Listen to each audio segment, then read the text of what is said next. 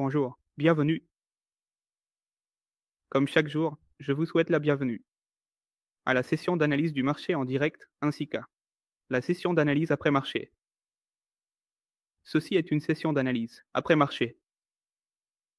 Ici, nous examinons le marché indien après la clôture du Nifty et du Bank Nifty pour voir où se trouvait l'intérêt des acheteurs, où se trouvait l'intérêt des vendeurs et où.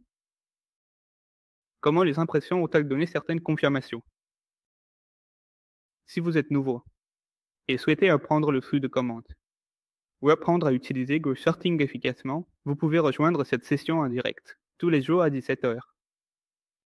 Le lien de la session en direct est posté dans la communauté Telegram et Discord de GoCharting. Deuxièmement, si vous utilisez GoCharting, à ce moment-là, une notification apparaît sur le côté droit. En cliquant dessus, vous pouvez également rejoindre via le lien D'accord et d'autres par GoCharting.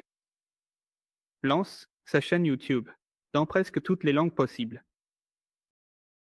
Vous trouverez les liens de toutes ces chaînes YouTube dans la description. Pour Hindi ou Radising, en anglais et maintenant, Oli. Quand c'était arrivé, nous avions lancé une réduction de 30%, donc il y a toujours 30% de réduction sur tous les abonnements annuels. D'accord. Et cette offre est valable jusqu'au 7 avril. Donc, cela signifie qu'il reste 6 jours. Quiconque souhaite acheter quelque chose annuellement bénéficiera d'une réduction de 30%.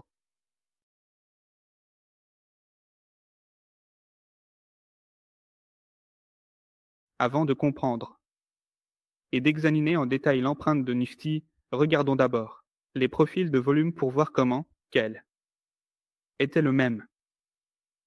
Zone de volume profil d'hier. D'accord.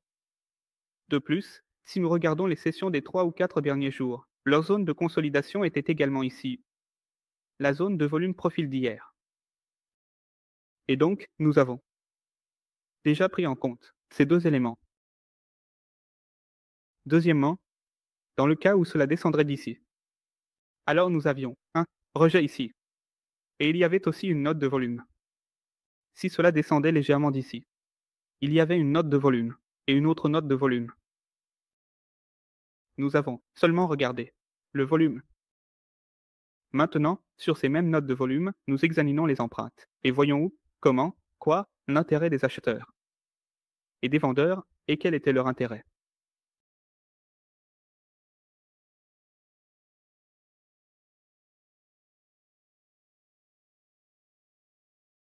Avant de lire les empreintes, vous devez savoir ce qu'est le delta, car, avec l'aide du delta, nous allons lire les empreintes ici. Sachez ce qu'est le delta. Ici, la taille de tick pour le Nifty est de 180. Et pour le Bank Nifty, vous pouvez ajuster, quoi que ce soit automatiquement.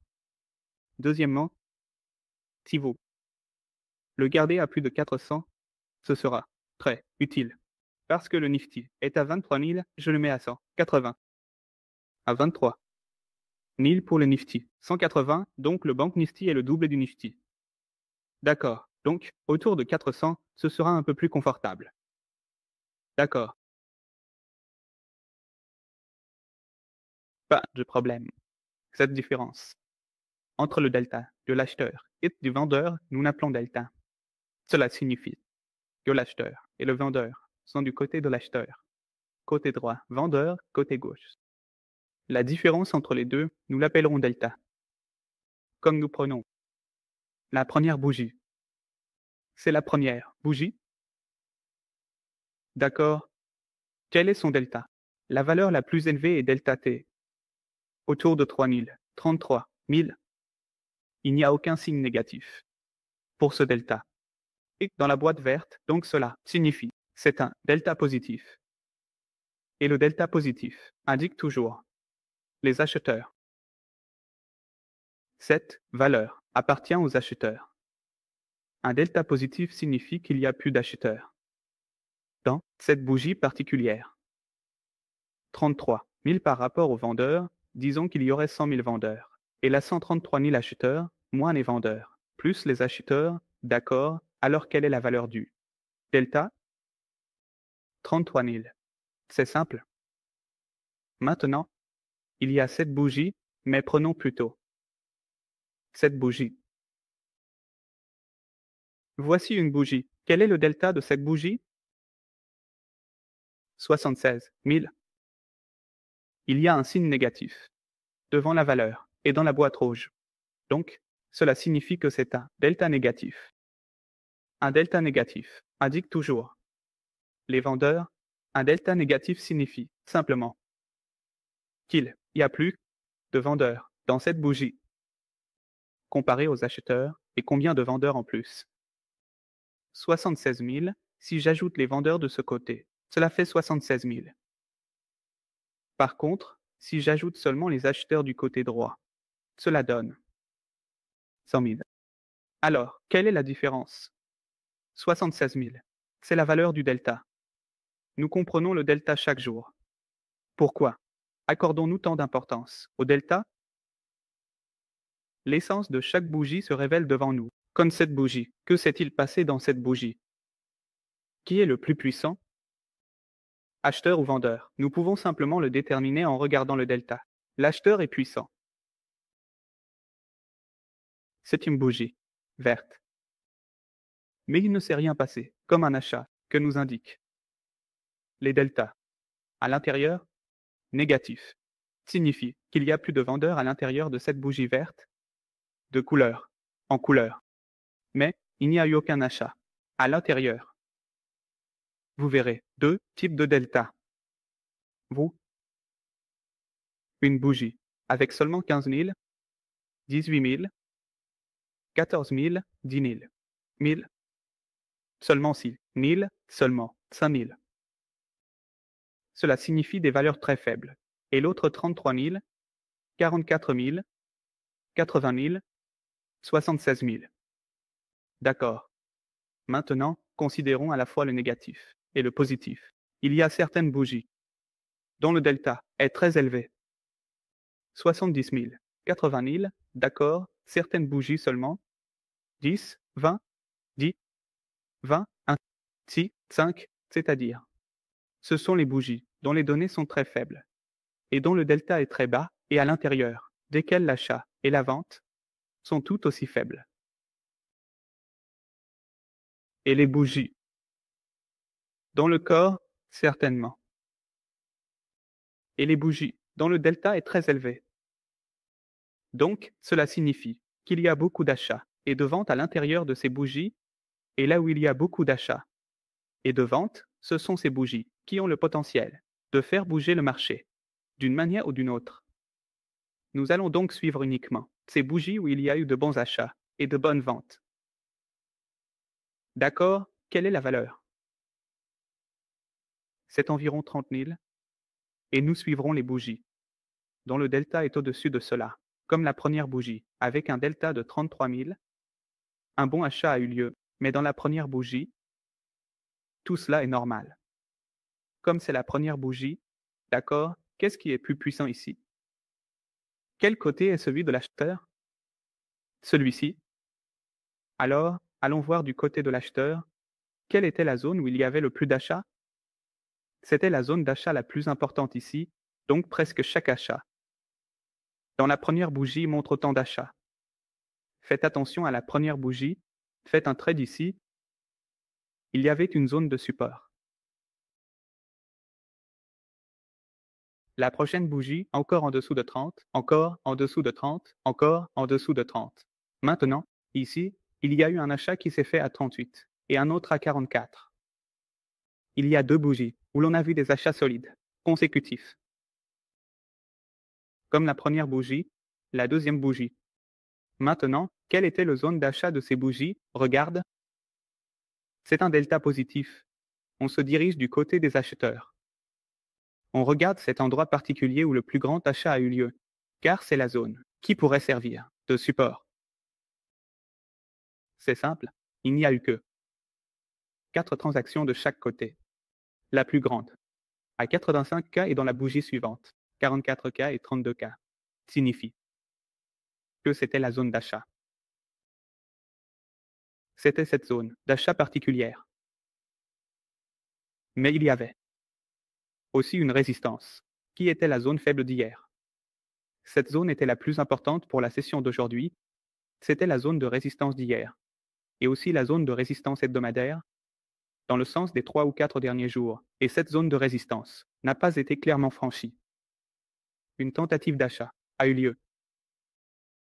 Voyons maintenant ce qui se passe après cette tentative d'achat. La prochaine bougie montre une activité de vente intense, même si elle est verte. Elle ne ressemble en rien à un fil. La bougie suivante montre une autre vente solide, ce qui signifie qu'il y a eu des achats de 38 000 44 000 et au même endroit. Il y a eu des ventes doubles, des ventes ici. Dans la zone de vente, à 4 000, exactement là où les achats avaient eu lieu. Encore désolé. La zone de vente est précisément là où il y a eu des ventes régulières. Chaque bougie montre à quel point cette bougie a donné une confirmation solide. Quelle confirmation a-t-elle donné? Premièrement, toutes les zones d'achat ont été rompues ici. Cette bougie a cassé tous les achats. Donc, toute l'activité d'achat qui s'était produite ici a été entièrement absorbée. Dans ces deux bougies, il y a eu une vente agressive, c'est-à-dire que le prix n'est pas monté à partir de là. Cette vente agressive a fait baisser le prix, une confirmation a été obtenue là-haut. Une tentative d'achat a eu lieu. Et qui a été absorbée. Ensuite, le prix a été rejeté à partir de là. A cassé les zones d'achat, avec de lourdes ventes, avec une absorption d'achat lourde, plus un bon recul de vente, 15 à 20. Si vous êtes à l'aise ici, ce n'est pas le cas ici. Ici, vous voyez qu'il n'y a aucune activité d'achat. Si c'est une activité d'achat à 25, rappelez-vous qu'il y a aussi une activité de vente ici. Regardez dans cette bougie, il n'y a aucune activité d'achat. C'était un fort recul. Un beau recul s'est produit exactement autour de cette zone, piégeant le marché dans une autre situation. Si vous voyez que des acheteurs agressifs sont entrés dans ces deux bougies. Mais quand des vendeurs agressifs sont entrés, comme dans cette bougie ici, dans cette bougie, rien. Ici n'a cassé. Vers le haut dans aucune zone, même pas une seule fois. Et a cassé la zone d'achat de cette bougie, et a également touché la zone d'achat de cette bougie. Touché plusieurs fois. Signifie quel niveau est le plus respecté. Une petite confirmation de vente ici. Aussi, d'accord, c'était une résistance, non? Parce que nous accordons un peu plus d'importance à la vente, car il n'y a pas eu de bonne cassure avec la banque, mais plutôt un rejet significatif.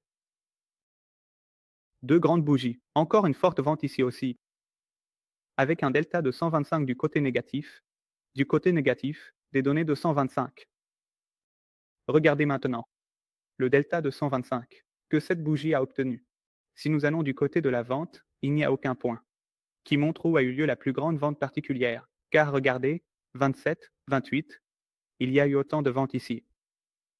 Regardez, 20, 23, la bougie avec un delta de 30, d'accord. La bougie suivante, avec un delta de 125, et ici nous avons trouvé des zones de vente, regardez, 49, 96, T1, quelles étaient les zones de vente de cette bougie? Ce sont ces zones de vente. Parfait. Dans la bougie suivante, encore une fois, il y a eu de la vente, c'est-à-dire une vente agressive est entrée ici. Mais ils n'ont pas pu faire une vente suffisamment grande. Pour faire baisser le marché, peut-être qu'il n'y a pas de présence de limite. Ici, quand c'est arrivé, c'est venu avec une vente solide et conséquente. D'accord, encore une fois, il y a eu de la vente dans la bougie suivante. Dans toute cette chute, c'est la zone de vente, où il y a eu le plus de ventes. Il y a eu un bon pullback. Dans les trois bougies suivantes, regarde, il n'y a pas de delta positif, il y a juste 1000. Et là, un autre bon déclin, le plus grand delta de vente jusqu'à présent a été trouvé ici, les zones de vente importantes sont celles-ci. Regarde, 92 000, 46 000, 34 000 et 39 000, la plus grande vente. Est encore venu sur le pullback, c'est là que le rejet est coincé avec la vente, il n'y a pas d'achat, seulement 5 000. À nouveau sur le pullback. Ici, il y a eu un petit problème. Il y a eu un achat, un autre achat, mais cette bougie a confirmé quelque part que oui. Ces achats ont été absorbés ici, et en tenant cette zone sans aucun intérêt d'achat. C'était encore mieux. Encore un rejet. D'accord. Maintenant, cette vente ici a entraîné une autre vente. Mais après cette vente, il n'y a eu aucun mouvement visible, ni vers le haut ni vers le bas. Donc si on regarde le Nifty aujourd'hui, qu'avons-nous observé? Le plus grand volume est apparu dans ces deux bougies lunaires. Mais l'achat est venu du côté bancaire.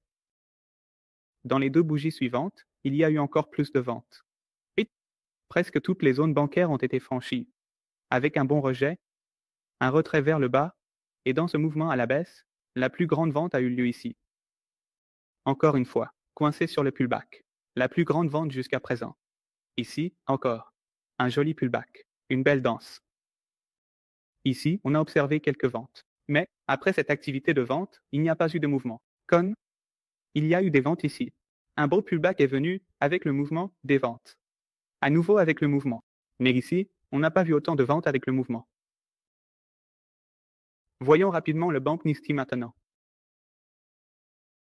C'était prêt. Parfait. Aujourd'hui, au fur et à mesure que le marché baissait, les ventes augmentaient. Un bon pullback également.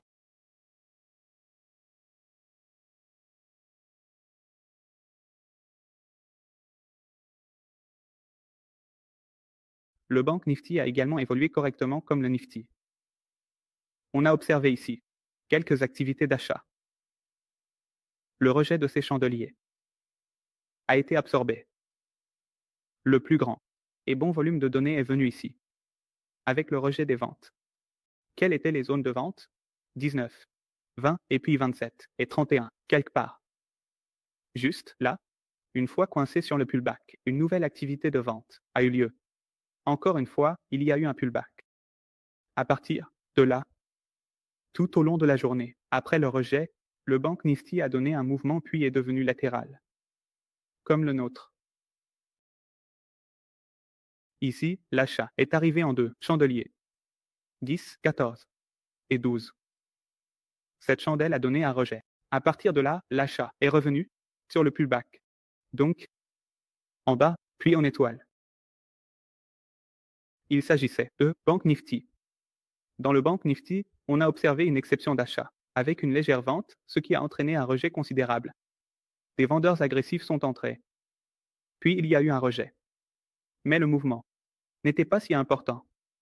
C'était une analyse rapide du Nifty et du Bank Nifty d'aujourd'hui